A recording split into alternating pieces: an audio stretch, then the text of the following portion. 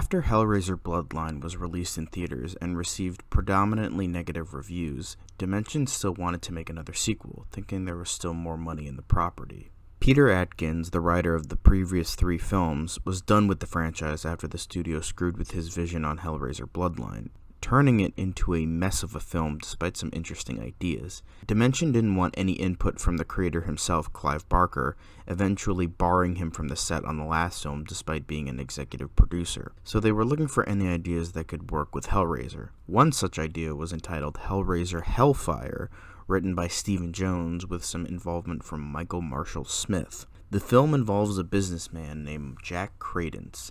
He is the head of a cult called The Nine, and the members of the cult believe he got his power and success from magic, but it was really a deal he made with the Cenobites back in the 1980s.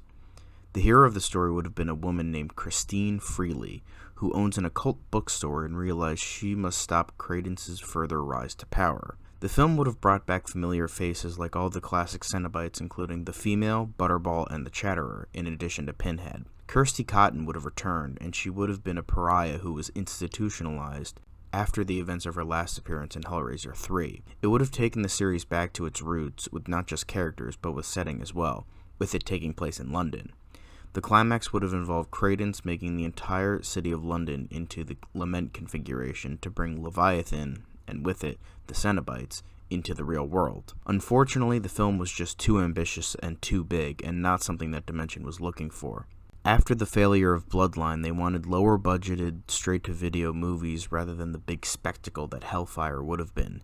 Instead, they went with a script written by Scott Derrickson and Paul Harris Boardman that had no connection to the franchise, and Dimension forced rewrites so that it would connect, and we got the very mixed Hellraiser Inferno. While the film was never made, its ideas were presented in other Hellraiser films. Ashley Lawrence as Kirsty Cotton did make a return to the franchise in Hellraiser Hellseeker, but in a very different role than what would have been in Hellfire. The idea of a Pinhead cult was also used in its sequel, Hellraiser Deader, but once again with different context. Other films in the franchise were Hellworld, which has the puzzle box being available through online means and being a piss-poor attempt at being more modern, Revelations, which tried to go with the found footage route but fails miserably, as it is the first film to not have Doug Bradley as Pinhead, has incredibly unlikable protagonists, and has a weird incestuous subplot.